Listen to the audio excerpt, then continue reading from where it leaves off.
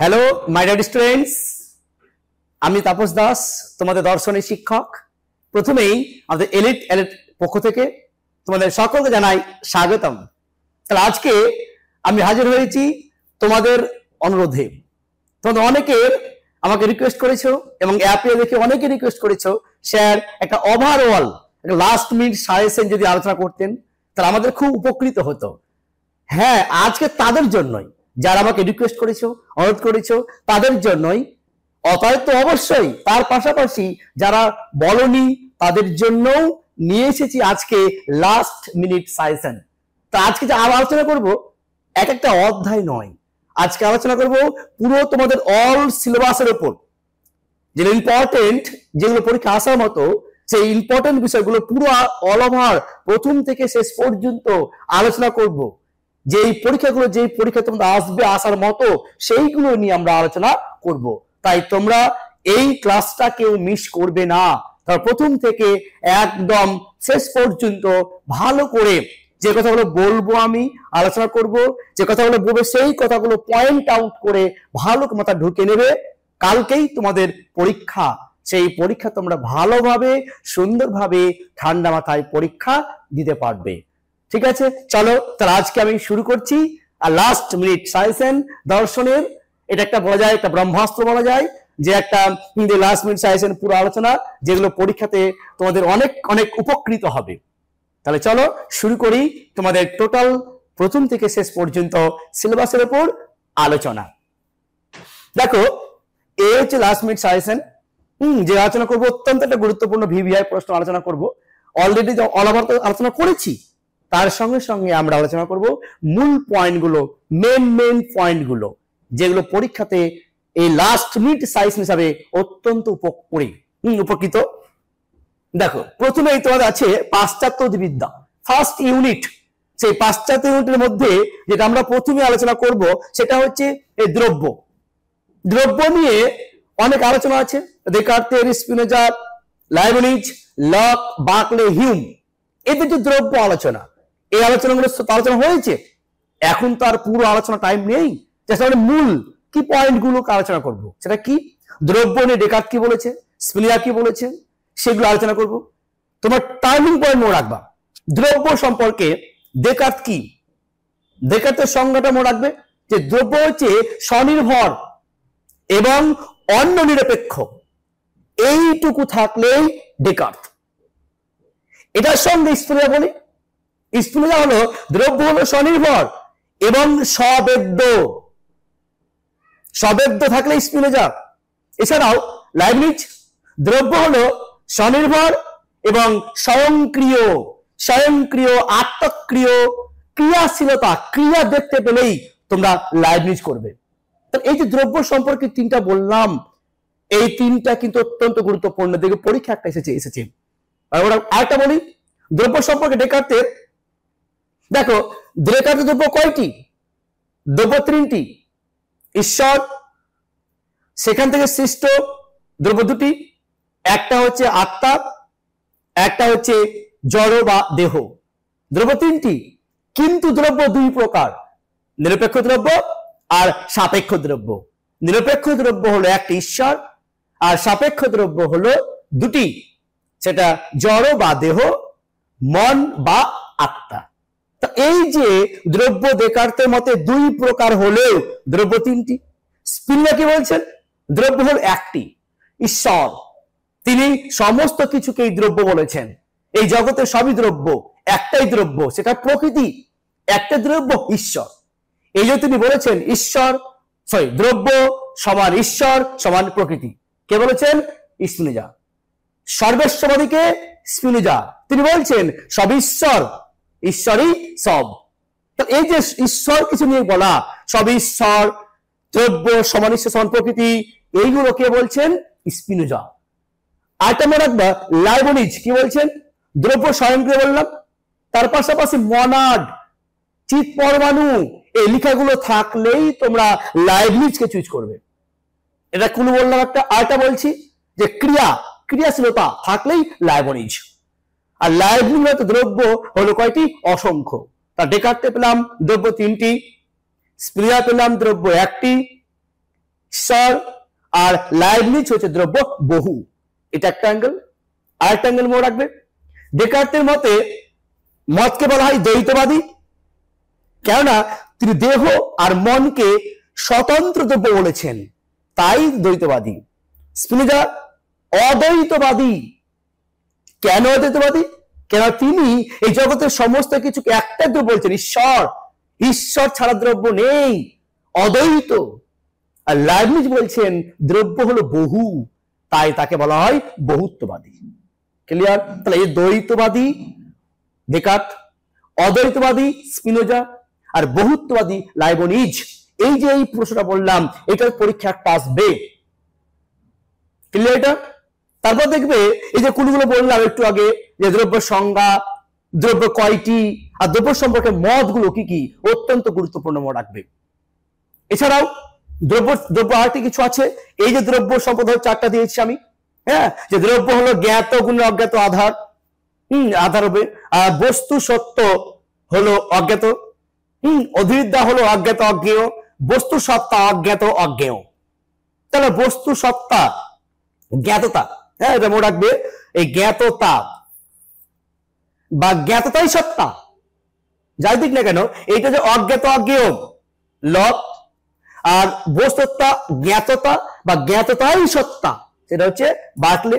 আর অধিবিদ্যা হলো অজ্ঞাত অজ্ঞেয় হিউম, আর বস্তু সত্তা অজ্ঞাত অজ্ঞেয় কান্ট।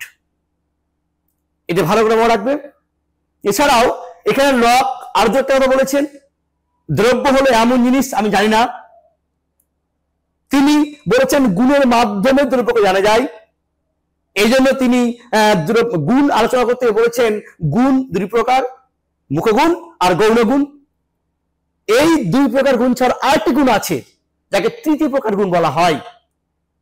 এই কেমন তৃতীয় প্রকার গুণ কোনটা? যেটা হচ্ছে, ধরো আগুনে কোনো কিছু পুরালাম, ধরো এই কলমটা যদি আগুনে পোড়াই, তো আগুনে যে পুড়লো, আগুনটা নয়, পোড়াটা নয়, আগুনে যে শক্তি ছিল, ওই শক্তিটাকে বলা হয় তৃতীয় প্রকার গুণ। এই গুণটা কিন্তু বলেছেন কে? লক। তা লক তিনটি গুণ পেলাম, একটা মুখ্য গুণ, গৌণ গুণ আর তৃতীয় প্রকার গুণ। মুখ্য গুণ কোনটা? মুখ্য গুণ হলো বস্তুর মধ্যে যে গুণগুলো আরোপিত করে, এক কথায় বস্তুগত গুণ, আকার, আয়তন, গতি, বিস্তৃতি, এগুলো হচ্ছে মুখ্য গুণ। আর গৌণ গুণটা? গৌণ মনোগত, মনের উপর নির্ভরশীল, যেমন সুখ, দুঃখ, হাসি, কান্না, হ্যাঁ, রূপ, রস, গন্ধ, এগুলো মনোগত গুণ, এগুলো বোঝায়, এগুলোকে বলা হয় গৌণ গুণ। আর আগুনের দ্বারা কোনো কিছু পোড়া, তার শক্তি, জলের দ্বারা স্রোতে নিয়ে চলে যাওয়া, তাদের শক্তি, এটাকে বলে তৃতীয় প্রকার গুণ। লক এই মুখ্যগুণ আর গৌণ গুণের মধ্যে পার্থক্য করেছেন, কিন্তু এই পার্থক্যকে কে অস্বীকার করেছেন? বার্কলে। বার্কলে বলেছেন মুখ্যগুণ গৌণ গুণের মধ্যে কোনো পার্থক্য নেই। বিষয়টা মনে রাখবে, ঠিক আছে? এছাড়া আসি আমরা লকের, বার্কলের আর হিউমের। লক বলছেন দ্রব্য হলো সাধারণত দুই প্রকার, সাধারণত দুই প্রকার, চিন্তাশীল, অচিন্তাশীল। কিন্তু দ্রব্য কয়টি? দ্রব্য তিনটি। এই যদি যদি প্রশ্ন আসে লকের মতে দ্রব্য কয় প্রকার, তখন লিখবে তিন প্রকার, আর সাধারণত বললে দুই প্রকার। লকের মতে দ্রব্য কয় প্রকার? উত্তর লিখবে তিন প্রকার। তাহলে কি? একটা হচ্ছে জড়দ্রব্য, একটা আত্মদ্রব্য, একটা ঈশ্বর দ্রব্য। দ্রব্য তিনটি, জড় বা দেহ, আত্মা বা মন, ঈশ্বর। যদি প্রশ্ন সাধারণত দ্রব্য কয় প্রকার, তাহলে দুই প্রকার, আর দ্রব্য কয় প্রকার বললে তিন প্রকার, ঠিক আছে? এই জন্য সাধারণ দ্রব্য চিন্তাশীল আর অচিন্তাশীল, এই দুটোকে ভাগ করার জন্যই লককে বলা হয় দ্বৈতবাদী। তাহলে ভালো করে বলছি, দ্রব্য কয় প্রকার? তিন প্রকার। দ্রব্য কয়টি? তিনটি। ক্লিয়ার? যদি প্রশ্ন সাধারণত আসে তবে দুটি লিখবা, না কয়টি হলে তিনটি, কয় প্রকার হলে তিন প্রকার। ক্লিয়ার? বার্কলে বলছে দ্রব্য হলো দুটি বা দুই প্রকার। কি কি? তিনি এই যে জড়, এই জড়কে স্বীকার করেননি, জড় যে জড়বস্তু আছে এটা স্বীকার করেননি। তিনি আত্মা বা মন আর ঈশ্বর, এই দুটোকে স্বীকার করেছেন। আবার হিউম্যান বলছে না, দ্রব্য বলে কিছুই নেই, তিনি একটিও দ্রব্য স্বীকার করেননি। তাহলে কি লক পেলাম দ্রব্য তিনটি, বার্কলে পেলাম দ্রব্য দুটি, হিউম দ্রব্য একটিও নয়। এই জন্য হিউম একটা সংজ্ঞা আছে, দ্রব্য হলো এমন কিছু যা উদ্ভট, অবাস্তব, কল্পনা, অবাস্তব, উদ্ভট, কল্পনা, এরকম দ্রব্য কথাকে বলেছেন হিউম। ক্লিয়ার? তার লকে কি পেলাম? লক বলছেন দ্রব্য হলো এমন জিনিস যা আমি জানি না, এটা মনে রাখবে। আর দ্রব্য হলো জ্ঞাত গুণের অজ্ঞাত আধার, বা দ্রব্য অজ্ঞাত আর অজ্ঞেয়। লক আর বার্কলে বলছেন জ্ঞাততাই সত্য, বা সত্য হলো জ্ঞাততা। বার্কলে এছাড়া একটা বার্কলে আছে গুণের সমষ্টি হলো দ্রব্য, বার্কলের। এটা অনেকে দেখেছি আমাকে প্রশ্ন করে, স্যার গুণের সমষ্টি আর গুণগুচ্ছ, গুণের সমষ্টি হলো দ্রব্য বার্কলে, আর গুণগুচ্ছ হলো দ্রব্য, সেটা হিউম। দ্রব্য হলো গুণগুচ্ছ, দ্রব্য কে বলছেন? হিউম। দ্রব্য হলো গুণ সমষ্টি, বার্কলে। আবার এই জড়দ্রব্য দিয়ে প্রশ্ন আছে, কিন্তু প্রশ্ন ভালো করে মাথায় রাখবে। জড়দ্রব্য হলো কতগুলি সংবেদনের সমষ্টি, উত্তর বার্কলে। আবার রিপিট করছি, জড়দ্রব্য হলো কতগুলি সংবেদনের সমষ্টি, কে বলবেন? বার্কলে। আবার জড়দ্রব্য হলো ধারণা পুঞ্জ, তাও বার্কলে। জড়দ্রব্য হলো গুণগুলির সমষ্টি, গুণগুলো গুচ্ছ, হ্যাঁ জড়দ্রব্য হলো গুণগুচ্ছ, তখন কিন্তু হিউম আসবে না, তাও বার্কলে। মানে জড়দ্রব্যদের কিছু প্রশ্ন যদি বলে সেক্ষেত্রে কিন্তু বার্কলে বেশি যায়, কারণ বার্কলে জড়দ্রব্যকে স্বীকার করেননি। জড়দ্রব্যকে দ্রব্য না বলে এই গুণগুচ্ছ বলেছেন, গুণ সমষ্টি বলছেন, বা সংবেদন সমষ্টি বলছেন। যদি বলা হয় জড়দ্রব্য স্বীকার করেননি কে? বার্কলে। জড়দ্রব্য হলো বিমূর্ত, কে বলছেন? বার্কলে। তিনি বিমূর্তকে স্বীকার করেননি, কে? বার্কলে। লক বিমূর্ত বা সামান্য ধারণা স্বীকার করলেও বার্কলে কিন্তু বিমূর্ত বা সামান্য ধারণা স্বীকার করেনি। স্পষ্ট মনে রাখবে, এটা প্রশ্ন আসতে পারে যে বিমূর্ত সামান্য ধারণা স্বীকার করেননি কে? অস্বীকার করেছেন কে? বার্কলে। আর স্বীকার করেছেন কে? লক। অত্যন্ত গুরুত্বপূর্ণ আরেকটা প্রশ্ন আছে যে জড়দ্রব্য নাম ছাড়া কিছুই নয়, জড়দ্রব্য নাম ছাড়া কিছুই নয়, বার্কলে। এই জন্য বার্কলে মতবাদকে বলা হয় নামবাদ। আর লক বলছেন প্রত্যয়বাদ। জড়দ্রব্য বা বিমূর্ত সামান্য ধারণা বাইরে জগতে না থাকলেও তার প্রত্যয় বা তার ধারণা মনের মধ্যে আছে, তাই তাকে বলা হয় প্রত্যয়বাদ। তার লকের হলো প্রত্যয়বাদ, আর বার্কলে হচ্ছে নামবাদ। তিনি বলছেন নাম ছাড়া কোনো কিছু নেই, জড়দ্রব্য নাম মাত্র, নাম মাত্র পেলেই অবশ্যই তোমরা মারবে বার্কলেকে। তাহলে এই যে আলোচনা করলাম, তাহলে আমরা এখান থেকে যাই যে একদম শুরু করি। ডেকার্তের মধ্যে দ্বৈতবাদী, স্পিনোজা অদ্বৈতবাদী, লাইবনিজ বহুত্ববাদী, লক দ্বৈতবাদী, বার্কলেকেও বহুত্ববাদী বলা যায়। হিউমকে সেটা বলে আছে। ডেকার্তের মধ্যে দ্রব্য তিনটি, স্পিনোজা একটি, লাইবনিজ বহু, লকের মধ্যে দ্রব্য তিনটি, বার্কলের মধ্যে দ্রব্য হলো দুটি, হিউম দ্রব্য একটাও শেয়ার করেনি। ক্লিয়ার? এবার ডেকার্ত আরেকটু আছে, ডেকার্ত কোন গ্রন্থে আলোচনা করেছেন? দ্রব্য, meditation, meditation and principal philosophy, এই দুটো গ্রন্থে দ্রব্য নিয়ে বেশি আলোচনা করেছেন। আর একটা the passion of the soul গ্রন্থে দেহ মন সম্পর্কে আলোচনা করেছেন। ক্লিয়ার? অলরেডি আলোচনা করেছি আমরা। তিনি দ্রব্যের দুটো সংজ্ঞা দিয়েছেন ডেকার্ত, একটা দ্রব্য হলো স্বনির্ভর এবং অনিরপেক্ষ, আরেকটা তিনি প্রিন্সিপাল গ্রন্থে বলেছেন যে দ্রব্য হলো গুণের আধার, কে বলছেন? ডেকার্ত। এই যে দ্রব্য সম্পর্কে আলোচনা করলাম, এইটুকু মোস্ট ইম্পর্টেন্ট বিষয়গুলো। এছাড়াও তোমরা আরো যা আছে অবশ্যই দেখে যাবা, এইটুকু ভালো করে মনে রাখবে। ঠিক আছে? চলো তাহলে আমরা দেখি এবার যে পয়েন্টটা কি আছে। দেখ, কারণতা। এই কারণতা কি? এখান থেকে কার্য আর কারণ সম্পর্কে যে মতবাদ, যেটা কারণতা, এখানে দুটি হয়। সাধারণত তিনটি মত থাকে, একটা লৌকিক মত, একটা হচ্ছে বুদ্ধিবাদীদের মত, একটা অভিজ্ঞতাবাদীদের মত। এই লৌকিক মতটা কি? অনেকে দেখে রিপ্লাই করেছে, আমাকে বলেছে, আমাকে জিজ্ঞেস করেছে, প্রশ্ন করেছে যে কারণ হলো কাজের শক্তি, একটা শক্তি যাতে কার্য তৈরি হয়। অবশ্যই বুদ্ধিবাদী লৌকিক মত, লৌকিকরা বলে যে কারণ শক্তি, সেখান থেকে কার্য তৈরি হয়। কিন্তু যদি বলে সক্রিয় শক্তি, তার কারণ হলো এমন একটা সক্রিয় শক্তি যার দ্বারা কার্য সৃষ্টি হয়, তার সক্রিয় শক্তি বললেই উত্তর হবে লক। আর শুধু শক্তি বললে উত্তর হবে লৌকিক মত। আর লৌকিক না থাকলেও তো হবে লগ। ক্লিয়ার? তাহলে এই সাধারণ ভাষা যে গুণের প্রভূত দ্রব্য, তাহলে গুণের আধার হলো দ্রব্য, লৌকিক মত। সিম্পল, গুণের আধার হলো দ্রব্য, লৌকিক মত। তাহলে আমাদের মেন আলোচনা হচ্ছে যে কার্যকারণ সম্পর্কে যে বুদ্ধিবাদীদের মত আর একটা হচ্ছে অভিজ্ঞতাবাদের মত। এই বুদ্ধিবাদীদের মত থেকে কটা প্রশ্ন মনে রাখবে যে দেকার্ত সবাই আছে না, কিন্তু লক আর বার্কলে শেয়ার করেছেন কি মনে রাখবে যে এদের প্রসক্তি মতবাদ অনিবার্য আবশ্যিক, এই মতবাদগুলো হবে বুদ্ধিবাদীদের। যদি নাম উল্লেখ করে ইউইং, এই প্রসক্তি মতবাদের প্রথম প্রবক্তাকে ইউইং,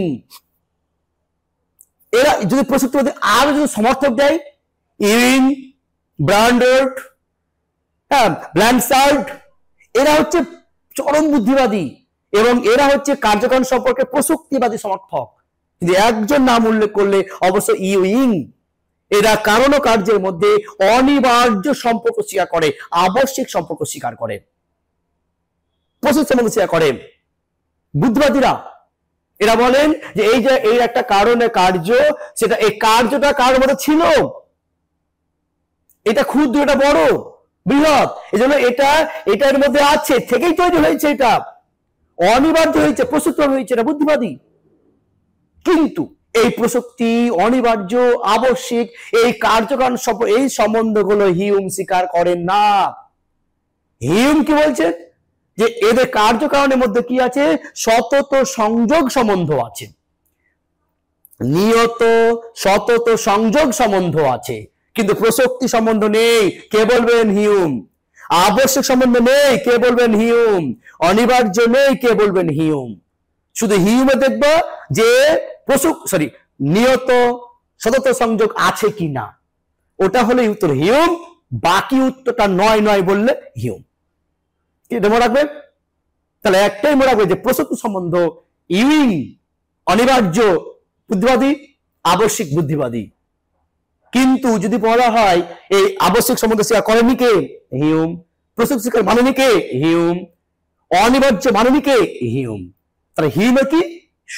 সতত সংযোগ বা নিয়ত সতত সংযোগ সম্বন্ধ। ঠিক আছে?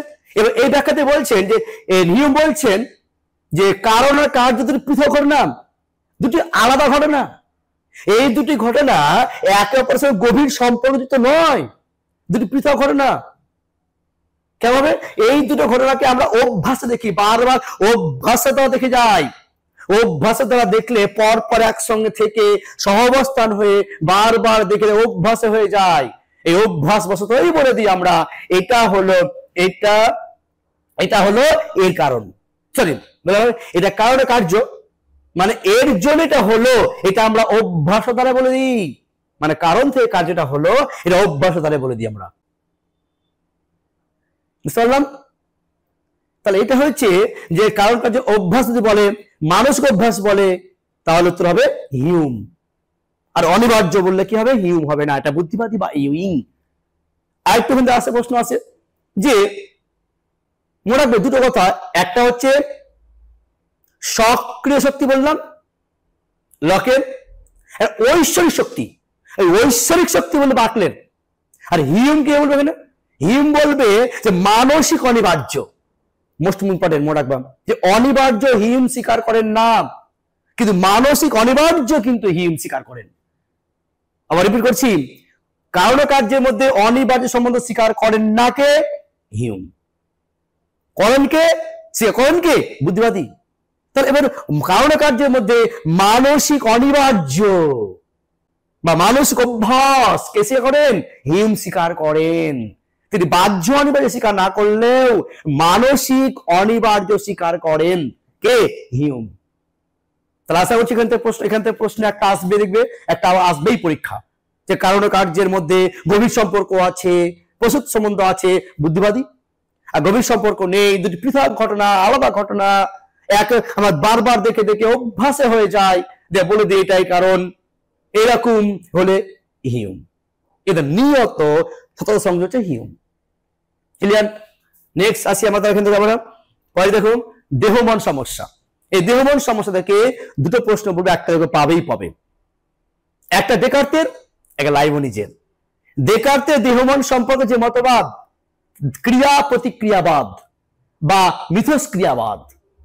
ক্রিয়া প্রতিক্রিয়া কার? ডেকার্তের। মিথস্ক্রিয়া কার? ডেকার্তের। আর লাইবনিজ হচ্ছে স্পিনোজা হচ্ছে সমান্তরালবাদ। দেহমন সম্পর্কে ডেকার্তে বললাম ক্রিয়া প্রতিক্রিয়া বা মিথস্ক্রিয়া, আর স্পিনোজা হলো তোমার কি? সমান্তরালবাদ। এই দুটো প্রশ্ন থেকে পরীক্ষা আসবে। ক্রিয়া প্রতিক্রিয়া কি জিনিস? দেহ আর মন, দেহ আর মন এই দুটো, এই দেহ মন সম্পর্কে ডেকার্তের যে মতবাদ, তার ক্রিয়া প্রতিক্রিয়া বলা হয়। কেমন? এটা ক্রিয়া করলে প্রতিক্রিয়া এটা হয়, আর এটা ক্রিয়া করলে প্রতিক্রিয়া এটা হয়। অলরেডি বলেছি আমি যে দেহকে মারলে মনে আঘাত লাগে, আর মনে কিছু হলে দেহকে প্রভাবিত হয়। এইভাবে যে ক্রিয়া প্রতিক্রিয়া হচ্ছে, কে বলেছেন? ডেকার্ত। যেটা বলছেন এই দুটো পৃথক ঘটনা, আলাদা ঘটনা। দেহ মন কখনো এক নয়, এক দ্রব্য নয়, আলাদা দ্রব্য, পৃথক দ্রব্য, স্বতন্ত্র দ্রব্য। দেহের গুণ হচ্ছে বিস্তৃতি, দেহের গুণ বিস্তৃতি বা ধর্ম বিস্তৃতি, আর মনের ধর্ম হচ্ছে চেতনা, আলাদা। চেতনা এই বিস্তৃতি কখনো মনের নয়, আর চেতনা কখনো দেহের নয়, আলাদা। আলাদা দ্রব্য হওয়া সত্ত্বেও তাদের মধ্যে কার্যকারণ হয়, তাদের মধ্যে ক্রিয়া প্রতিক্রিয়া হয়। আর সেই ক্রিয়া প্রতিক্রিয়া ঘটাচ্ছে, সেই ঘটাচ্ছে কিন্তু একটা পিনিয়াল নামক গ্রন্থি। যখন দুই ঘটনা হয় সঙ্গে সঙ্গে পিনিয়াল গ্রন্থিতে আসে, তখন চলে কোথায়? চলে যায় মনে। এই পিনিয়াল গ্রন্থি ঘটায় এদের মধ্যে কার্যকারণ সম্পর্কটা, ক্রিয়া প্রতিক্রিয়াটা। এই জন্য পিনিয়াল গ্রন্থির কথা সে করেছেন কিন্তু ডেকার্ত। কিন্তু পিনিয়াল গ্রন্থিটা থাকে কোথায়? মস্তিষ্কে, মাথায়। সমগ্র মাথায় নয়, মাথার কোন একটা অংশে পিনিয়াল গ্রন্থিটা আছে। এবং সেই পিনিয়াল গ্রন্থি হলো তার দেহ আর মন কি সরাসরি ঘটালো? না, সেটা কিন্তু সরাসরি নয়, সেটা পরোক্ষভাবে হলো। এই দেহ মন ঘটা থেকে দেহ এলো পিনিয়ালে, দিয়ে হচ্ছে মন। এই জন্য দেহ আর মনটা সরাসরি ঘটাচ্ছে না, সেটা পিনিয়ালের মাধ্যমে ঘটছে বলে একে বলা হয় পরোক্ষ বলা হয়। একদিকে পরোক্ষভাবে ঘটছে, একদিকে পিনিয়াল গ্রন্থি ঘটাচ্ছে, ক্রিয়া প্রতিক্রিয়া হচ্ছে। ক্লিয়ার হলো? ডেকার্তের। দেখা পরীক্ষায় এটা আনা সমান্তরালবাদ। এই সমান্তরালবাদ কার? স্পিনোজা। এখানে কি বলছেন? এখানে বলছেন দেহ আর মন এদের মধ্যে কোনো কার্যকারণ সম্পর্ক নেই, সম্পর্ক নেই, একে অপরকে প্রভাবিত করে না, কি দুটি ঘটনা পরস্পর সমান্তরাল ভাবে ঘটে চলেছে। দেহ ঘটলে মন ঘটছে, মন ঘটলে দেহ ঘটছে, সমান্তরাল ভাবে দুটি ঘটনা ঘটছে, কিন্তু একে অপরকে প্রভাব বিস্তার করছে না।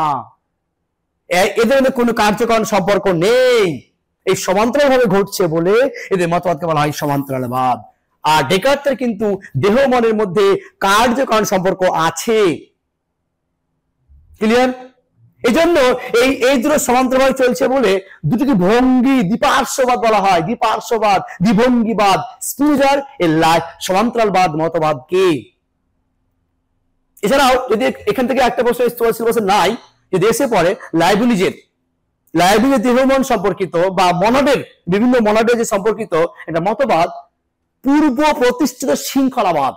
পূর্ব প্রতিষ্ঠিত শৃঙ্খলাকার লাইবনিজের বলছেন যে লাইবনিজ এই মনাড গুলো বা দেহ মন বা মনাড গুলো ঈশ্বর এমন ভাবে সৃষ্টি করেছেন, এই পূর্ব থেকে সৃষ্টি করেছেন যে সেগুলোকে বারবার আর কিছু করতে হয় না, অটোমেটিক্যালি চলছে। দেহ আর মন অটোমেটিক কাজ চলছে, যদি পূর্ব থেকে সৃষ্টি করে দিয়েছে। এর পূর্ব শৃঙ্খলাবাদ। যেমন দেওয়াল ঘড়ি, এই দেওয়াল ঘড়িতে এমন ভাবে সৃষ্টি করে দেন যে ঘন্টা মিনিটে অটোমেটিক ঘুরছে। ঠিক সেরকম ভাবে লাইবনিজের দেহ মন বা পরমাণুগুলো অটোমেটিক্যালি চলছে, অটোমেটিক্যালি ঘটনা ঘটছে, দেহ ঘটনা মানসিক অটোমেটিক ঘটছে। এটা হলো পূর্ব প্রতিষ্ঠিত শৃঙ্খলাবাদ কার? লাইবনিজের। তাহলে কি দেখলাম এখানে? দিবঙ্গ বিপর্যবাদ। ক্লিয়ার? আরেকটা হচ্ছে উপবস্তুবাদ, হাক্সলে। এগুলো তোমার সিলেবাসে নাই অবশ্য। উপবস্তুবাদ, হাক্সলে, হ্যাঁ, এই বিষয়গুলো মনে রাখবে। ঠিক আছে? তো এই দুটো ক্রিয়া প্রতিক্রিয়া আর সমান্তরাল মধ্যে একটা তোমরা পরীক্ষায় আসবে। ক্লিয়ার? নেক্সট যাই, দেখো তোমার প্রশ্ন কি হতে পারে। এবার দেখো ভারতীয় অধিবিদ্যা, মানে পাঁচটা শেষ করলাম মোটামুটি ভাবে। এবার আছে আমরা ভারতীয় অধিবিদ্যা। সেটা কি? দেখো বেদান্ত দর্শনের প্রাথমিক ধারণা। তাহলে বেদান্ত দর্শনটা কি দর্শন? জানি আমরা আস্তিক, জানেন আমরা কে প্রতিষ্ঠা করেছেন? যে মহর্ষি বাদরায়ণ। তার কি বইয়ের নাম? ব্রহ্মসূত্র ভাষ্য। তার কি আছে বলতে হলো, তার 555 সূত্র আছে জানি আমরা, 4টি অধ্যায় বিভক্ত, সব পড়েছিল আমরা। হ্যাঁ, তার যে বেদান্ত লিখেছেন, হ্যাঁ তার লিখেছে, তারপর অনেক ভাষ্য রচনা আছে, অনেক ভাষ্য আছে, সেই ভাষ্যগুলো আমরা জানবো। সেই ভাষ্যগুলো কি কে, হ্যাঁ যেমন শঙ্কর, রামানুজ, মাধব, নিম্বাকাচার্য, তাকে বল্লভাচার্য, এই যে মতবাদগুলো, এদের মতবাদ অত্যন্ত গুরুত্বপূর্ণ, একটু আগে পর আমরা দেখবো আমরা। ঠিক আছে, চলো দেখো এই যে এখানে বললাম, এখান থেকে পরীক্ষা একটা আসবে 100% বলছি, একটা প্রশ্ন দেখবে পরীক্ষা আসবে, একটা বেশি আসতে পারে কিন্তু একটা আসবেই। সেটাকে কেবলাদ্বৈতবাদ। কেবলাদ্বৈতবাদ কে? এটা কার মতবাদ? শঙ্করের। তার এর ভাষ্য নাম কি? সাইডের ভাষ্য। এখানে কিন্তু এটা উত্তর না, মানে কেবলাদ্বৈতবাদের মতবাদের প্রতিষ্ঠাকে শঙ্কর, তবে শঙ্কর মুখোমুখি বলে লিখছি আমি, হ্যাঁ শঙ্কর। তার ভাষ্যের নাম কি? সাইরার ভাষ্য। এই বিশিষ্ট দ্বৈতবাদীর প্রবক্তা কে? রামানুজ। তার ভাষ্যের নাম কি? শ্রীভাষ্য। দ্বৈতবাদ কাকে বলা হয় বা মতবাদ সমর্থক কে? সেটা মাধবাচার্য। তার ভাষ্যের নাম কি? মধ্যভাষ্য বা পূর্ণ ভাষ্য। এটা কার? মাধবের, মাধবের। তাহলে এটা পেলাম শঙ্কর, পেলাম রামানুজ, পেলাম মাধব বা মাধব, আর একটা পেলাম দ্বৈতবাদ। তার কে? তার হচ্ছে নিম্বাকাচার্য বা নিম্বাকাচার্য। এই দ্বৈতবাদ তার মূল গ্রন্থ বা ভাষ্য কি? বেদান্ত পরিজাত সৌরভ। এটা কার? নিম্বাকাচার্য। আবার শুদ্ধাদ্বৈতবাদের প্রবক্তাকে? বল্লভাচার্য। তার ভাষ্যের নাম কি? অনুভাষ্য। এই যেটুকুরা বললাম, এখান থেকে পরীক্ষা দেখবে একের বেশি প্রশ্ন আসবে। ঠিক আছে, তার উত্তরে বললাম শঙ্কর, রামানুজ, মাধব, নিম্বাকাচার্য আর বল্লভাচার্য, এদের ভাষ্য এইগুলো কিন্তু প্রপার সিকোয়েন্স মনে রাখবে। হ্যাঁ, এই সিকোয়েন্স গুলো পরীক্ষা আসতে পারে, যে এটা আগে এটা পরে, তারপরে এই সিকোয়েন্স গুলো শঙ্কর আগে, রামানুজ, তারপর মাধব, তারপরে নিম্বাকাচার্য, তারপরে শুদ্ধাদ্বৈতবাদ। ক্লিয়ার?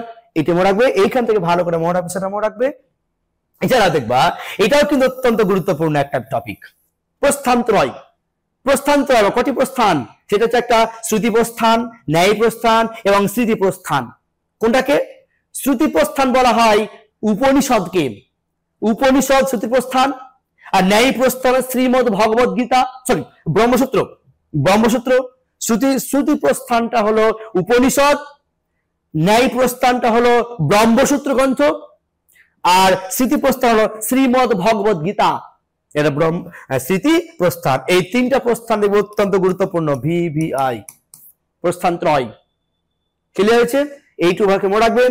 এছাড়াও দেখো তোদের আরো আছে, এখানে আর বেদান্ত আর কিছু আছে, যেমন সত্তাত্রয়ীবিদ্ধবাদ। শঙ্কর বলেছেন কি কি? পারমার্থিক, ব্যবহারিক, প্রাতিভাসিক। পারমার্থিক কোনটা? শুধু ব্রহ্ম। ব্যবহারিক জগৎ। আর প্রাতিভাসিক হচ্ছে ভুল দেখা, দড়িকে সাপ দেখা। এই পারমার্থিক ব্রহ্ম কোনো কালে বাধা পায় না, আর জগৎ হচ্ছে যে ব্রহ্ম জ্ঞানের দ্বারা বাধিত, কিন্তু ব্যবহারিক কালে কোনো বাধিত নয়। এটা কি? সেটা হচ্ছে কোনটা? জগৎ ব্যবহারিক। আর প্রাতিভাসিক কি? যে ব্রহ্ম ছাড়া ওই ব্যবহার কালে বাধিত। তার মানে কি? পারমার্থিক কোনো কালে বাধা পায় না, ব্যবহারিক পারমার্থিক দ্বারা বাধিত, আর প্রাতিভাসিক ব্যবহারিক দ্বারা বাধিত।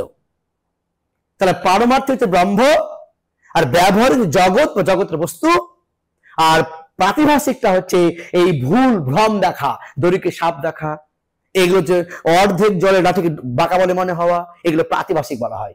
তিনটা ক্লিয়ার? সত্তাত্রয়ীবিদ্ধবাদ, আর একটা সত্তাত্রীয়তাবাদ, এটা মনে রাখবে। হ্যাঁ, এগুলি ফেলবে না। সত্তাত্রীয়তাবাদ, ত্রিয়তাবাদ এটা কিন্তু নয়। সত্তাত্রীয়তাবাদ, দেখো সত্তাত্রীয়তাবাদ আর সত্তাত্রয়ীবিদ্ধবাদ দুটো কিন্তু আলাদা। এটা রামানুজের সত্তাত্রীয়তাবাদ, রামানুজ, আর সত্তাত্রয়ীবিদ্ধবাদ সেটা কিন্তু সংকর। এটা কি পারমার্থিক ব্যবহারিক প্রাতিভাষিক। সত্তাত্রয়ী বিদ্যাবাদ আর সত্তাত্রীয়তাবাদ সেটা হচ্ছে রামানুজের। কি সেটা? ব্রহ্ম, একটা চিত, একটা অচিত। চিত মানে জীব আত্মা, অচিত মানে জড়। এই তিনটাকে বলা হয় সত্তাত্রীয়তাবাদ রামানুজের, আর সত্তাত্রয়ী বিদ্যাবাদ হচ্ছে শঙ্করের। ক্লিয়ার? এই দুটো দিকে পরীক্ষা দেখবে, অত্যন্ত গুরুত্বপূর্ণ প্রশ্ন আসতে পারে এখানে। ক্লিয়ার? কখনো ভুল করবে না কিন্তু। এছাড়াও দেখি আমরা কি দেখছি, শঙ্করদেব ব্রহ্মটা, এই ব্রহ্ম সম্পর্কে ভালো করে দেখে নাও যে ব্রহ্ম স্বপ্রকাশ, ব্রহ্ম কারণ নিজে নিজে প্রকাশ পায়, সম্প্রকাশ। আর দেখো অনির্বাচনীয়। কেমন?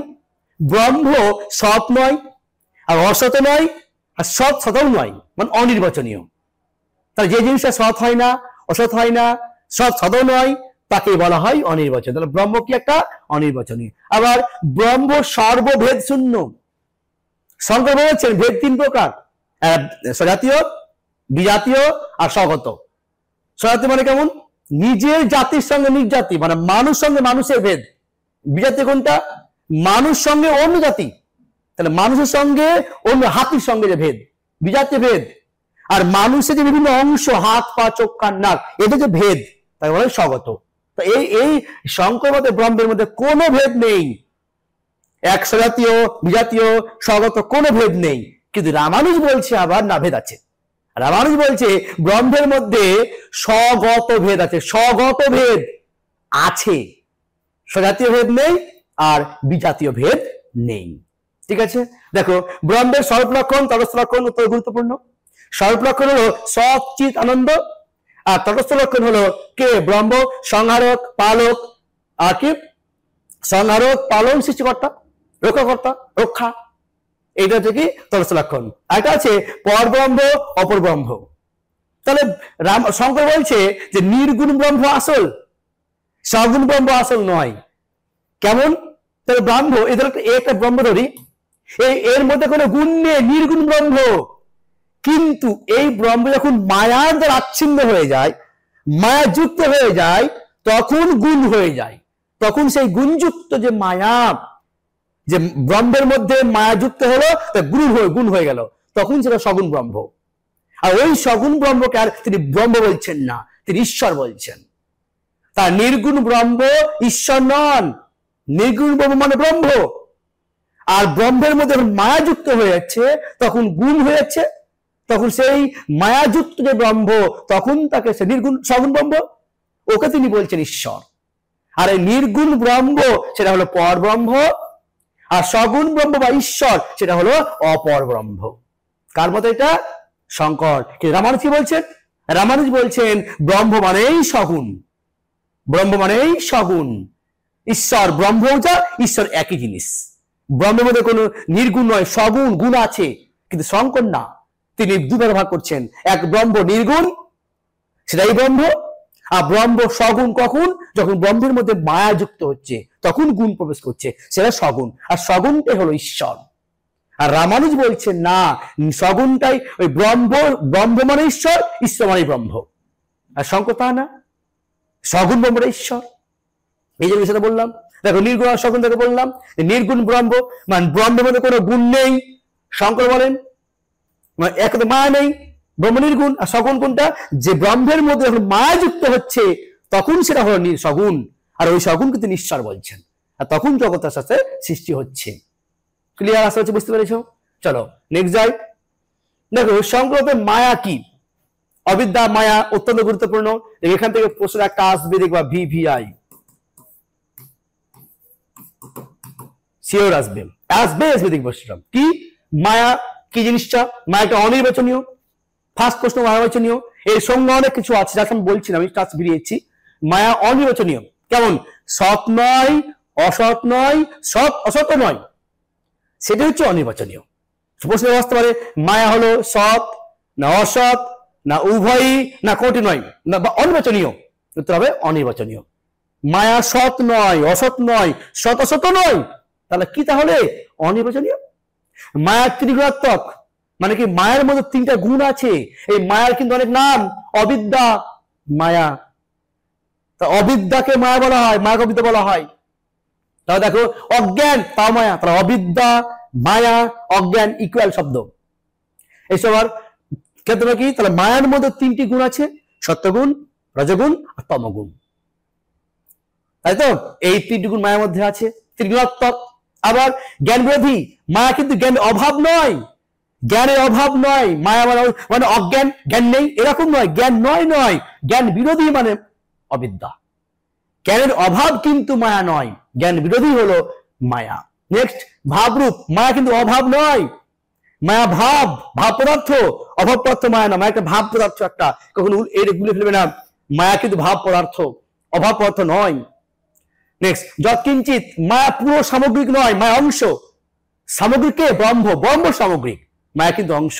এখানে একটা প্রসঙ্গ একটা কথা আছে যে ব্রহ্ম সত্য জগৎ, সরি ব্রহ্ম সত্যং জগৎ মিথ্যা জীব ব্রহ্মৈব না পর, মানে ব্রহ্ম সত্য জগৎ মিথ্যা, জীব ব্রহ্ম অভিন্ন মানে এক। কে বলেছেন? শঙ্কর। শঙ্কর বলছেন এই ব্রহ্মই একমাত্র সত্য আর জগৎ হলো মিথ্যা, মায়াটা মিথ্যা। তিনি মায়াকে মিথ্যা বলেছেন, জগৎকে মিথ্যা বলেছেন, একমাত্র সত্য কে? ব্রহ্ম। এই জন্য যত কি সামান্য, মায়াটা একটা সামান্য কিছু একটা এরকম জিনিস, মায়াকে দেখায় আমরা বুঝতে পারবো না এটা মায়া, আমরা অনুভব করতে পারি না, আমরা কিছু একটা মায়া, যত কিঞ্চিত, কিন্তু ভাব অভাব নয়। দেখো অনাদি কিন্তু অনন্ত, এই অত্যন্ত গুরুত্বপূর্ণ একটা লাইন, অনাদি কিন্তু অনন্ত নয়। অনাদি মানে যার সৃষ্টি হয়নি। মায়া যে আমার ভিতরে কখন যে মায়া সৃষ্টি হয়েছে আমি জানি না, এটা অনাদি বলা হয়। অনাদি মানে কখন সৃষ্টি, আদি নেই, সৃষ্টিটা নেই, কিন্তু ধ্বংস আছে। যখন ব্রহ্মজ্ঞান হয়ে যাবে না তখন ধ্বংস হয়ে যায়। যেমন ধরো আমাদের মধ্যে অনেকে আছি দিন মানে ফ্রি ফায়ার খেলে বা গেম খেলে, কিন্তু কখন যে গেম খেলাটা অভ্যাস আমার শুরু হয় এটা আমি জানি না। কিন্তু যখন আমাকে কেউ বললো, ভালো বোঝাচ্ছে, ভালো জ্ঞান দিচ্ছে, বা আমি নিজে থেকে মনটা চেঞ্জ করে দিলাম, তাই গেম খেলাটা পুরোপুরি ছেড়ে দিলাম, তাহলে মায়া কিন্তু ভিতরে কেটে গেল।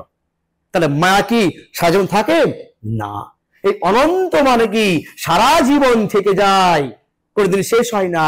আমার ভিতরে মায়া তো ব্রহ্ম জ্ঞান হলে আর মায়া থাকে না, এই জন্য মায়া কিন্তু অনন্ত নয়, মায়া কিন্তু কি অনাদি। তাহলে মায়া বা ব্রহ্ম অবিদ্যা হচ্ছে অনাদি কিন্তু অনন্ত নয়, মানে আদি নেই, শুরু নেই, কিন্তু শেষটা আছে। দেখো অবিদ্যার কটি কাজ? দুটি কাজ। অবিদ্যার কটি কাজ, কটি শক্তি? উত্তর একই উত্তর, আবরণ আর বিক্ষেপ। আবরণ শক্তির দ্বারা ব্রহ্মকে আচ্ছাদন করে, ঢেকে দেয়, আর বিক্ষেপ শক্তির দ্বারা জগৎ ঘটায়, জগৎ প্রপঞ্চ সৃষ্টি করে। এটা কি ঢেকে দেবে, এটা কি করবে? জগৎ সৃষ্টি করবে। ক্লিয়ার? দুটো মনে রাখবে, এটা ঢেকে দেবে, এটা হচ্ছে আবরণ, অভাবমূলক কাজ, অভাবাত্মক কাজ, এটা ভাবাত্মক কাজ। অভাবাত্মক কাজ ঢেকে দেয়, এটা কি ভাবাত্মক কাজ। এক কথায় এইটা কিন্তু অত্যন্ত গুরুত্বপূর্ণ মনে রাখবে। হ্যাঁ, বিবিআই অবিদ্যা বা মায়ার কটি কাজ বা কটি শক্তি? দুটি কাজ, দুটি শক্তি, ঠিক আছে? আবরণ শক্তি আর বিক্ষেপ শক্তি। আর কাজ বললে আবরণ কাজ আর বিক্ষেপ কাজ, ঠিক আছে? আবরণ কাজ তো হচ্ছে আচ্ছাদন করা, ব্রহ্মকে আচ্ছাদন করে দেয়, ঢেকে দেয়, আর সৃষ্টি করবে কে? বিক্ষেপ শক্তি। ক্লিয়ার হলো? চলো নেক্সট দেখো, এবার হচ্ছে ব্যবহার নীতিবিদ্যা। তাহলে আমরা এই যে আলোচনা করলাম বেদান্ত দর্শন এইটুকুটা, আর এছাড়া অনেক আছে, যাতে মূল বিষয়গুলো বললাম যেগুলো অত্যন্ত গুরুত্বপূর্ণ।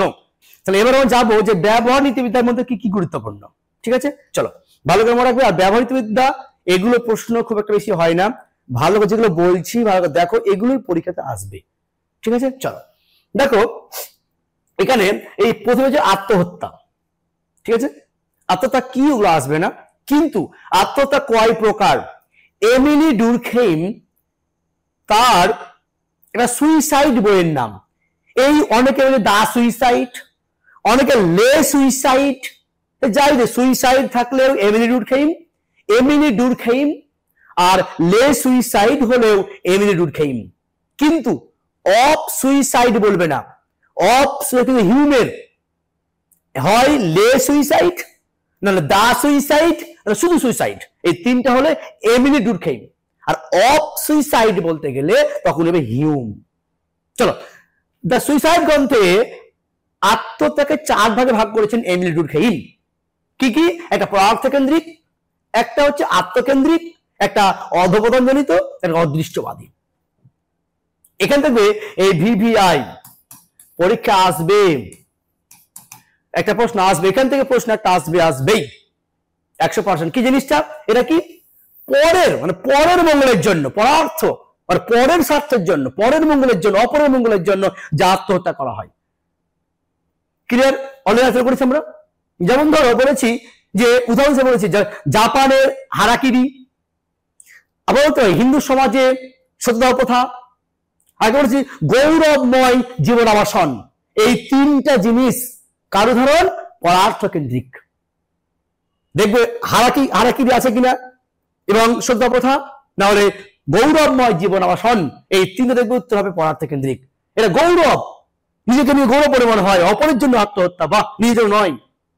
নেক্সট আত্মকেন্দ্রিক কেমন? এটা নিজের অহং, মানে নিজেকে নিয়ে হিন্দু মনে ভোগা। যেমন ধরে তিনি এমন ব্যক্তি আছে সমাজে এমন কিছু কাজ করছেন যে তিনি কাজ করে সফল বলবো না, কিছু পাচ্ছেন না, মানে সমাজ থেকে বিচ্ছিন্ন, তিনি মনে হয় সমাজ থেকে আমি একা, আমার সময় কেউ আগে প্রায়োরিটি দিচ্ছে না, গুরুত্ব দিচ্ছে না, আমি সমাজ থেকে আমি একা পিছিয়ে পড়ছি, মানে একা হয়ে যাচ্ছি, কেউ আমাকে ভ্যালু দিচ্ছে না, মানে একাকিত্ব বোধ মনে করা। তখন নিজে একাকিত্ব বোধ করে করে করে না ত্যাগ করে দিই, আত্মহত্যা করে দিই, নিজে কেউ ত্যাগ করে এটাকে বলা হয় কি? আত্মকেন্দ্রিক আত্মহত্যা। আর কি অথবা কি, যারা কোনো সুনাম ছিল, খ্যাতি ছিল, অনেক সুনাম, নাম, খ্যাতি, যশ, প্রভাবশালী ব্যক্তি, কিন্তু কোন দুর্নীতি কাজ করেছেন বা খারাপ কাজ করেছেন, সমাজে বদনাম হয়ে গেছে। বদনামের জন্য কিন্তু তার বদনামে যে তাকে আর কেউ ভালো পুষছে না, আর সবাই তাচ্ছিল্য করছে, ঘৃণা করছে, তো এই অপমান সহ্য করতে না পেরে আত্মহত্যা করে দেন, এটাকে বলা হয় অধঃপতন। এটা কিন্তু আলাদা। আত্মকেন্দ্রিক নিজেকে নিজে ছোট মনে করা, নিজেকে সমাজকে বিচ্ছিন্ন মনে করা, আমি একাকিত্ব মনে করা, এটা কিন্তু এটা কি সবাই খারাপ কাজ করেছেন, অধঃপতন হয়েছে, ভালো ছিল খারাপ হয়ে গেছেন, আর কোনো কিছু পাচ্ছেন না, কোনো সময় কোনো কাজ করতে পারছেন, অধঃপতন হয়ে গেছে তিনি। আর অথচ কি অদৃষ্ট মনে হচ্ছে, এই বড় না ভাগ্য খারাপ, কপাল খারাপ, যা কিছু করে সবই বিফল, সব বিফল, কোনো কিছু সাফল্য আর হচ্ছে না, তাহলে ভাগ্যটাই খারাপ, কপালটাই খারাপ মনে হচ্ছে, আর অদৃষ্ট। এটাকে বলা হয় অদৃষ্ট আত্মহত্যা। ক্লিয়ার? মনে রাখবে। এছাড়া এখানে বলছি যে এই আত্মহত্যার সপক্ষে যুক্তি আর বিপক্ষে যুক্তি, অনেক যুক্তি আছে, যেটা নামগুলো বলেছি হলো এই সপক্ষে যুক্তি, মানে আত্মহত্যার ভালো সমর্থন, উচিত কাজ বলেছেন হিউম। অফ সুইসাইড গ্রন্থে বলেছেন আত্মহত্যাকে তিনি সমর্থন করেছেন, আর অবশ্যই সমর্থন যোগ্য আত্মহত্যা, কিন্তু সমর্থন করেনি কারা? সবাই। হিউমকে বাদে বাকি বলবে কেউ সপক্ষে যুক্তি দেননি। প্লেটো, সক্রেটিস, অ্যারিস্টটল এরা সবাই বলেছেন আত্মহত্যা সমর্থনযোগ্য নয়। আর সমর্থনযোগ্য বললে কি বলবো? হিউম। সমর্থনযোগ্য বললেন হিউম। হ্যাঁ, সমর্থনযোগ্য বললে কিন্তু তবে হিউম, আর বাকি সবাই কিন্তু কেউ সমর্থন করেনি। চলো নেক্সট যাই। দেখো এই আত্মহত্যা সম্পর্কে আমি কিছু বলেছি, স্ক্রিনশট নিতে পারো এখান থেকে, যে আত্মহত্যা কে কি বলেছে। হ্যাঁ, এগুলো বলছে বিষয়গুলো, এগুলো দেখে নেবো একটু। হ্যাঁ, কে কি আত্মহত্যা সম্পর্কে উক্তি দিয়েছেন, উক্তিগুলো ভালো করে একটু দেখে নিও। ঠিক আছে, চলো নেক্সট যাই। কৃপা হত্যা বা ইউথেনেসিয়া। ইউথেনেসিয়া কি? ইউ আর থেনাটস, এই যোগ করতে হচ্ছে ইউথেনেসিয়া। ঠিক আছে, তাই এই কি কৃপা হত্যা, সহজের মৃত্যু, সহজ মৃত্যু, এগুলো তো পরিচালিত বলবো না আমি। চলো, কৃপা হত্যা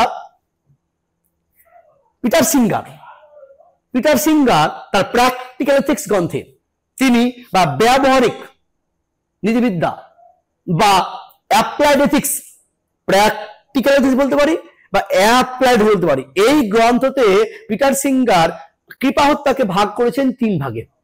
এটা ঐচ্ছিক, অনৈচ্ছিক, ইচ্ছা নিরপেক্ষ। আর একটা ভাগ করেছেন তিনি, আরেকটি ভাগ করেছেন যে কি সক্রিয় আর নিষ্ক্রিয়। এখান থেকে দেখবে পরীক্ষায় একটা পাবে, 100% একটা পরীক্ষায় পাবে শিওরলি, একদম ভালো করে বুঝবে, দেখো হয়ে যাবে। ঐচ্ছিক কি? ঐচ্ছিক মানে যে নিজের ইচ্ছায়, তো কোনো রোগী, প্রচন্ড রোগী, রোগাক্রান্ত, যে রোগ সুস্থ হবে না, প্রচন্ড ব্যথা, বেদনা, কষ্ট অনুভব করছেন, তখন ইচ্ছার দ্বারা, তার ইচ্ছা দ্বারা যখন তাকে হত্যা করা হয়, তার ইচ্ছা দ্বারা তাকে প্রাণ নাশ করে দেওয়া হয়, তখন তাকে বলা হয় ঐচ্ছিক, ইচ্ছা দ্বারা। কিন্তু আর অনৈচ্ছিক কি? অনৈচ্ছিক তার ইচ্ছা আছে, তাকে তার ইচ্ছা জাগানোর ক্ষমতা আছে, কিন্তু তার মত নেওয়া হয় না, পরিবার বা ডাক্তারের অনুমতি নিয়ে তার প্রাণ নাশ করে দেওয়া হয়, এটাকে বলা হয় অনৈচ্ছিক। আর ইচ্ছা নিরপেক্ষ কোনটা? ইচ্ছা নিরপেক্ষ হলো যেটা যে তার রোগীর মৃত্যু যে দেবে বা করতে বলবে, প্রাণনাশ করতে বলবে, কোনো ক্ষমতা নেই, কোনো ক্ষমতা নেই, বলার কোনো ক্ষমতা নেই, বলতে পারছে না। যেমন ছোট থেকে বিকলাঙ্গ হতে পারে বা কোনো রোগী কোমা আচ্ছন্ন, বলতে পারে, বলার কোনো ক্ষমতাই নেই যে আমাকে প্রাণনাশ করে দিন, খুব ব্যথা হচ্ছে, কষ্ট হচ্ছে, নোস করে দিন, বলতে পারবে না, বলার কোনো ক্ষমতাই নেই। তখন পরিবার বা ডাক্তার নিয়ে পরামর্শ নিয়ে তাকে প্রাণ নাশ করে দেওয়া হয়। এটাকে বলা হয় ইচ্ছা নিরপেক্ষ। তাহলে কি ইচ্ছার দ্বারা করা হয়? ইচ্ছা থাকলেও তার মতামত নেওয়া হয় না। এটা কি ইচ্ছা, কোনো ইচ্ছাই নেই, বলতে পারে না, ক্ষমতা বলার কোনো ক্ষমতাই নেই, কোমা আচ্ছন্ন রোগী, সেটা হচ্ছে কি ইচ্ছা নিরপেক্ষ। পঙ্গু বিকলাঙ্গ, হ্যাঁ মানে পঙ্গু বিকলাঙ্গ কোনটা হবে? ইচ্ছা নিরপেক্ষ। দুটো মধ্যে একটা পঙ্গু বিকলাঙ্গ ইচ্ছা নিরপেক্ষ, আর কোমা আচ্ছন্ন রোগী হচ্ছে ইচ্ছা নিরপেক্ষ। ক্লিয়ার? চলো নেক্সট আসি আমরা। এছাড়াও পিটার সিঙ্গার বলছেন যে সক্রিয় কৃপাহত্যা আর নিষ্ক্রিয় কৃপাহত্যা দুই প্রকার ভাগ করা যায়। ক্লিয়ার? কি বলছে দেখো, সক্রিয় কি জিনিসটা? কোন রোগী, সে রোগীকে যন্ত্রণা থেকে মুক্তি দেওয়ার জন্য, কষ্ট থেকে মুক্তি দেওয়ার জন্য কোন ঔষধ প্রয়োগ করে বা ইনজেকশন দিয়ে, ঔষধ প্রয়োগ করে বা ইনজেকশন দিয়ে যদি মারা হয়, প্রাণনাশ করে দেওয়া হয়, তখন তো বলে সক্রিয় কৃপাহত্যা। আর নিষেধটা হলো কোন হচ্ছে রোগীকে তার যে অঙ্গগুলো আছে, যেগুলো পার্টস বলো, স্লাইন বলো বা রক্ত নালী বলো, কিছু দেওয়া হচ্ছে, ধরো যে রোগী চিকিৎসা করার জন্য যে যন্ত্রপাতি ব্যবহার করা হয়েছে, সেই কোন একটা যন্ত্রকে বিকল করে দেওয়া হয়, যন্ত্র কেটে দেওয়া হয়, যন্ত্রকে বিকল করে দিয়ে তাকে আস্তে আস্তে আস্তে মরতে দেওয়া হয়। মারা নয়, মরতে দেওয়া হয়। কোন একটা ধরো স্লাইন চলছে, স্লাইন দড়ি কেটে দিলাম, আস্তে আস্তে আস্তে অটোমেটিক্যালি আস্তে আস্তে মরছেও, তার কষ্টকে লাগাম দিচ্ছে, তখন কি হবে? নিষ্ক্রিয় কৃপাহত্যা। মানে ডাক্তার সরাসরি ইনজেকশন দিয়ে ওষুধ প্রয়োগ করে মারাটা বলা সক্রিয় হত্যা। আর তাকে মারা নয়, মরতে দেওয়া, তার কোন একটা অঙ্গ, কোন একটা অংশ নষ্ট করে দেওয়া, কেটে দেওয়া, বিকল, সেটা হচ্ছে কি নিষ্ক্রিয় কৃপাহত্যা। ঠিক আছে? তাহলে সক্রিয়, এই সক্রিয় কৃপাহত্যার যিনি সমর্থক তিনি হচ্ছেন র্যাচেলস, মনে রাখবেন র্যাচেলস। আর নিষ্ক্রিয় কৃপাহত্যা হচ্ছে সুলিভান, পিটার সিঙ্গার, এরা সমর্থক। সুলিভান, পিটার সিঙ্গার এই সমর্থক, কিন্তু র্যাচেলস হচ্ছে সক্রিয় কৃপাহত্যার সমর্থক। আর এই কৃপাহত্যাটা প্রথম পর্যায়ে নেদারল্যান্ডে প্রথম সমর্থনযোগ্য হয়। যে সাল দেখবে প্রথম 1980 হতে পারে, সাল থাকতে পারে, আর না হলে 2000 হচ্ছে 1, এই দুটো সাল দেখবা কোন থাকছে কোনটা। অ্যাকচুয়ালি কিন্তু এটা প্রথম হয়েছিল আইন অনুযায়ী 2001 সালে প্রথম চালু হয়েছিল। নেদারল্যান্ডে প্রথম কৃপাহত্যা চালু হয়েছিল। ঠিক আছে? তাহলে হিমুরাগ্রাম র্যাচেল সমর্থন করে সক্রিয় কৃপাহত্যা, আর সুলিভান বা পিটার সিঙ্গার নিষ্ক্রিয় কৃপাহত্যার সমর্থক। তারা আসলে বুঝতে পারলাম, এইটুকু থেকে পরীক্ষা দেখবে একটা অলরেডি পরীক্ষা এসেছে। আর একটা এখান থেকে এইটাই সব জিনিস বেশি আছে পরীক্ষাতে, হ্যাঁ, কোন একটা অংশ কেটে দেওয়া বা জোর করে মারা। হ্যাঁ, একটা বলি দেখো তো, এই সক্রিয় মানে কি?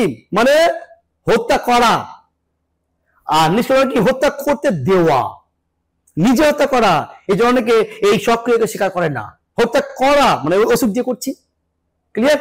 চলো নেক্সট ডে আমরা দেখো তো পরিবেশিত বিদ্যা, এখান থেকে বেশি আলোচনা করবো না। মনে রাখবা যে পরিবেশিত জনক কে? হ্যাঁ, তোমরা বলবে এটা রলস্টন। তাই এনভায়রনমেন্টাল এথিক্স বইয়ের নাম তার রলস্টন, তিনি এই সমর্থক, প্রবক্তা বলতে পারি। এছাড়া বলতে পারি কি যে Rachel Carson, the spring, silent spring একটা বইয়ের নাম, সেই বইকে র্যাচেল কারসন, ওই বইতে তাকে বলা হয় পরিবেশ বিদ্যার জননী। র্যাচেল কারসনকে বলা হয় পরিবেশ বিদ্যার জননী। তার বইয়ের নাম কি? Silent spring. ওই বইটা তিনি সম্পর্কে, পরিবেশ আন্দোলন সম্পর্কে বিস্তারিত আলোচনা করেছেন। আর এছাড়া যদি বলে পরিবেশ বিদ্যার জনককে, বলবে রলস্টন। তার বইয়ের নাম কি? Environmental ethics. এখানে দুটি মত পায়, নৃকেন্দ্রিক আর অনিকেন্দ্রিক। জাস্ট মূল টুয়ে রাখো, নৃকেন্দ্রিক মানে কি? মানব কেন্দ্রিক, মানুষের শতমূল্য, মানুষটাই শতমূল্য, মানুষই মেন, মানুষের উপর নির্ভর করেই এই আমাদের পরিবেশ। আগে মানুষ, তার পরিবেশ, তার মানুষ অত মূল্যবান, পরিবেশ অত মূল্যবান, এটা এই মতবাদ। মানুষের জন্যই পরিবেশ, এইটা কিন্তু আলাদা। এটা বলছে না, পরিবেশের জন্য মানুষ, শতমূল্যবান পরিবেশ, আর কত মূল্যবান কে? মানুষ। এর পুরো অপোজিট, এখানে মানুষই মেন, এখানে পরিবেশই মেন। কিন্তু এই পরিবেশ, এই মতবাদ বলতে মানুষ ছাড়া নয়, মানুষকে নিয়ে। এটা মানুষ, গরু, ছাগল, ভেড়া, পশু পাখি, সমস্ত কিছু, উদ্ভিদ, সমস্ত কিছু পরিবেশে যায়, সব নিয়ে আছে অনিকেন্দ্রিক। আর নির্কেন্দ্রিক কোনটা? অন্য মানুষ, জীব। অন্যের মানুষ আর জীবকে নিয়েই তৈরি হয় নির্কেন্দ্রিক। ক্লিয়ার? এই জন্য দেখবে এই নির্কেন্দ্রিক মতবাদ কারা কারা সমর্থন করে? যারা আমাদের প্লেটো, এরিস্টটল, সক্রেটিস, এরা হচ্ছে তোমার নিকেন্দ্রিক। আর অনিকেন্দ্রিক কোনটা? সেটা হচ্ছে তোমার পল টেইলর, পিটার সিঙ্গার, জন পাসমোর, এটা হচ্ছে কি তোমাদের অনিকেন্দ্রিক মতবাদের সমর্থক। নেক্সট যাই, দেখো এখানে আছে, এখানে একটা কথা বলতে ভুলে গেছি, একটা আছে যে ইকোলজি, ডিপ ইকোলজি, আর্নেনেস, বস্তু কেন্দ্রিক নীতিবিদ্যা, কে? আর্নেনেস। তারটা আছে বিখ্যাত কথা আছে একটা, ইকোসপিটি, কার? আর্নেনেসের। আরেকটা আছে এখানে ল্যান্ডেথিক্স, ল্যান্ডেথিক্স কার? লিওপোল্ডের, যেটা 1949 সাল তৈরি। হ্যাঁ, তৈরি। তারটা বলা আছে দ্য স্যান্ট অফ অ্যানানাক, বইয়ের নাম কার লেখা? লিওপোল্ডের। তা লিওপোল্ডকে বলা হয় ভূমিনীতিবিদ্যার জনক, আর্নেনেসকে বলা হয় বস্তু কেন্দ্রিক নীতিবিদ্যার জনক, আর সুনীতিবিদ্যা বললে কে? রলস্টনকে বলা হয়। ক্লিয়ার? নেক্সট দেখি, এবার আমরা সমাজ ও রাষ্ট্র দর্শন। এখান থেকে আমরা কয়টা দেখো উক্তি দিয়েছি আমরা, এখান থেকে এই উক্তিটি ভালো করে দেখে নাও, স্ক্রিনশট নিয়ে নাও।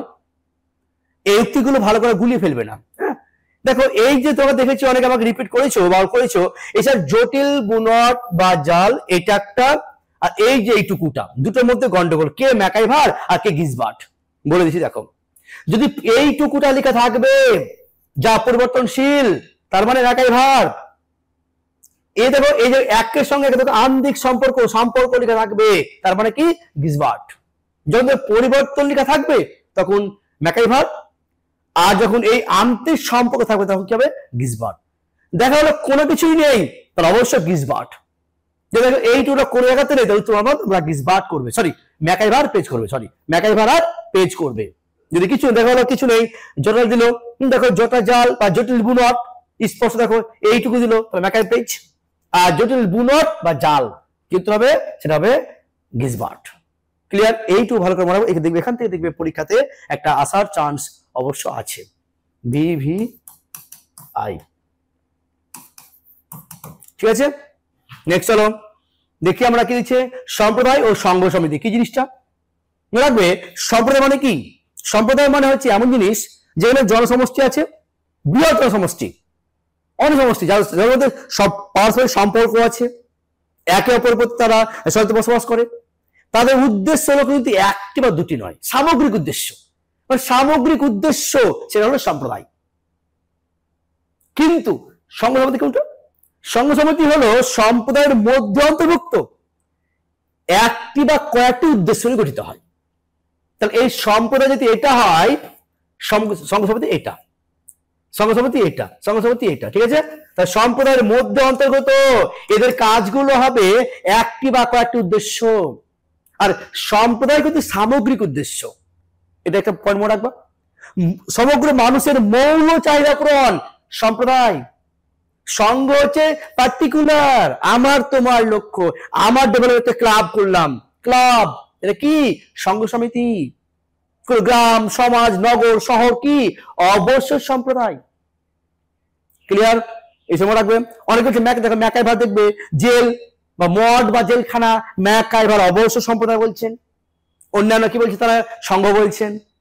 ধরো কোন একটা ব্যক্তি, করে খারাপ কাজ করেছে, তাকে থানায় পুলিশ নিয়ে গিয়ে ওই জেলখানা নিয়ে গেল, অবশ্যই সম্প্রদায়।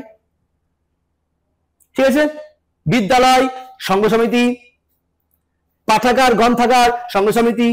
উদ্দেশ্যটা কি? বিদ্যালয়ের উদ্দেশ্য কি সামগ্রিক? না, অল্প উদ্দেশ্য, সামান্য উদ্দেশ্য এটা। ঠিক আছে, তো এইগুলো আমরা জানতে পারছি কি করে? এই সম্প্রদায়ের দুটি ভিত্তি আছে। কে বলছেন? ম্যাকাইভার পেজ বলছেন সম্প্রদায়ের দুটি ভিত্তি আছে, একটা আঞ্চলিকতা, একটা স্বজাত্যবোধ বা সম্প্রদায়গত মনোভাব। তাকে বলি আঞ্চলিকতা, লোকালিটি। একটা হচ্ছে সাম্প্রতিকতা বা সাম্প্রতিক মনোভাব বা স্বজাত্যবোধ। এক কথায় সেন্টিমেন্ট, কমিউনিটি সেন্টিমেন্ট, একটা লোকালিটি, একটা কমিউনিটি সেন্টিমেন্ট। এই সদাত্মবোধ বা সাম্প্রদায়িক মনোভাবকে আবার তিনটি ভাগে ভাগ করা হয়, তিনটি আছে উপর নির্ভর করে ভিত্তি। মানে এই কমিউনিটি সেন্টিমেন্ট তিনটি ভিত্তির উপর গড়ে ওঠে। একটা we feeling, role feeling, dependency feeling. মানে আমরা বোধ, ভূমিকা বোধ, কি নিরপেক্ষতা বোধ। তাহলে আমরা এই সম্প্রদায়ের মানুষ সবাই বলে আমরা সবাই এক, সবাই মানুষ, কেউ আমরা ভিন্ন নয়, স্বার্থপর নয়, সবাই সবাই আমরা এক, আমরা সবাই আমরা, আমি নয়। তাদের মধ্যে কি ভূমিকা বোধ, প্রত্যেকের প্রত্যেক কাজে ভূমিকা আছে, সবাই সব নিয়ে কাজ করো, ভূমিকা বোধ আছে। রোল ফিলিং, একটা ডিপেন্ডেন্সি ফিলিং, আমরা সবাই একে অপর উপর নির্ভরশীল, কেউ স্বনির্ভর নয় আমরা। তাই we feeling, role feeling, dependency feeling অত্যন্ত গুরুত্বপূর্ণ বিষয়টা মনে রাখবে ভিবিআই।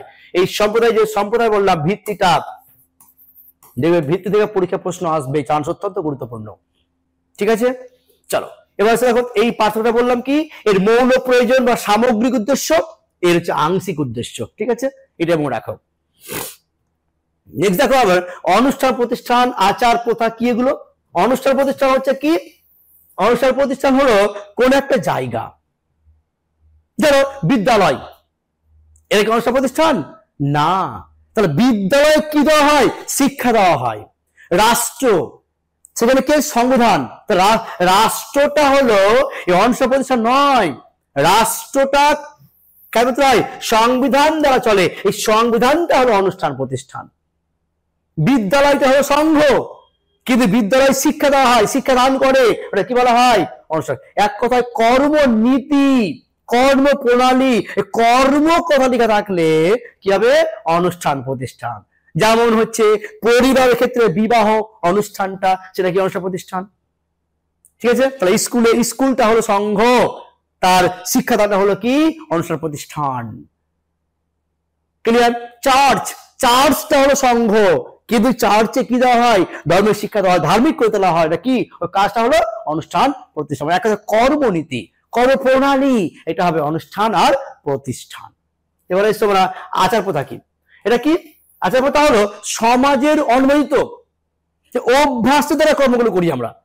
ধরো সমাজে দীর্ঘদিন ধরে নিয়ম চলে আসছে, সেই নিয়মগুলো করতে অভ্যাস হয়ে গেছে, সেই অভ্যাসের দ্বারা নিয়মগুলোকে বলা হয় আচার প্রথা। যেমন নমস্কার করা, কেউ অনেক বিভিন্ন বলে, কর্মর্দন বলে, হ্যাঁ, কে বিভিন্ন ভাষা বিভিন্ন বলে, যেমন অভ্যাস করে চলে আসে আমাদের। এই নমস্কার করা বা কর্মর্দনটা হলো আমাদের আচার বা প্রথা। ঠিক আছে, দেখো লোকাচার। লোকাচার মানে কেমন জিনিসটা, লোকাচার মানে হলো এই অভ্যাসের দ্বারা যখন সমাজ অনুমোদিত হয় তখন সেটা হয়ে গেল লোকাচার। এই লোকাচার কিন্তু বাধ্যতামূলক নয়।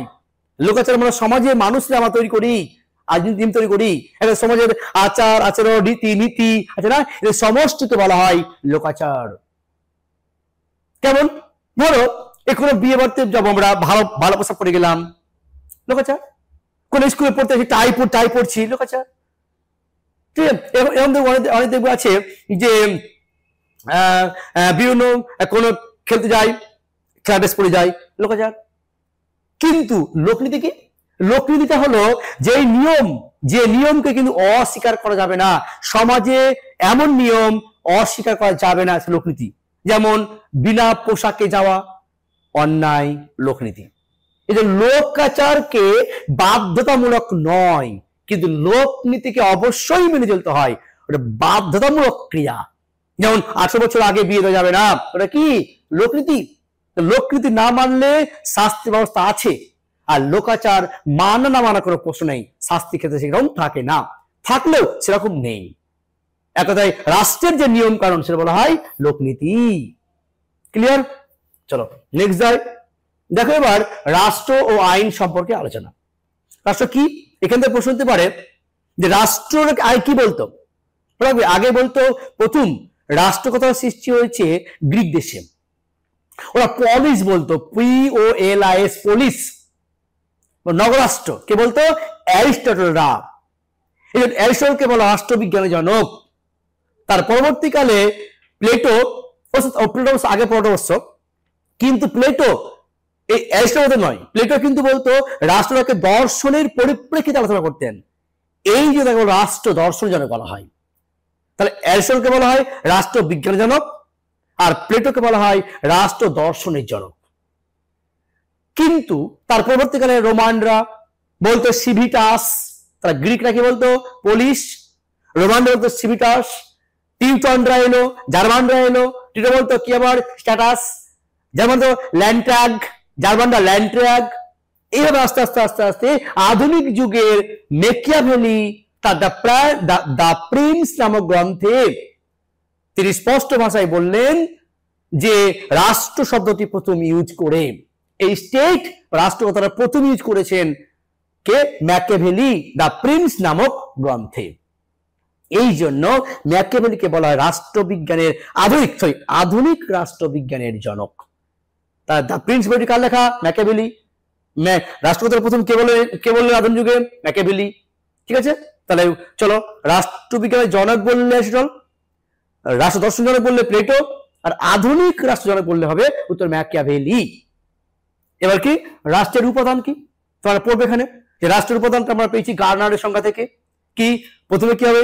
জনসমষ্টি, তারপর নির্দিষ্ট ভূখণ্ড, তারপর সরকার, সার্বভৌমিকতা, স্থায়িত্ব, এছাড়াও অনুমোদিত। এই রাষ্ট্রের উপাদান বৈশিষ্ট্য। জনসমষ্টি পেয়েছি আমরা, ভাগ করে আবার কি কি? নাগরিক, বিদেশি। নাগরিক ভোটার অধিকার আছে, বিদেশি ভোটার অধিকার নেই।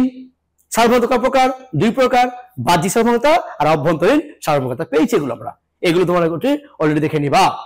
এছাড়াও আছে রাষ্ট্র উৎপত্তি সম্পর্কে মতবাদ, সামাজিক চুক্তি মতবাদ, হবস, লক, রুশো। হবসের লেভিয়াথান বইয়ের নাম 1650 সালে লিখিত, 51। আরটা আছে লকের the treatise of civil government, the treatise on civil government, কত 1690 সালে। তাহলে 1651 হবসের লেভিয়াথান, 1690 সেটাকার the treatise on civil government লকের। আরটা আছে রুশো দ্য সোশ্যাল কন্ট্রাক্ট, 1762। এই তিনটে গ্রন্থ মনে রাখবে। এই তিনটে কি কার কি আছে?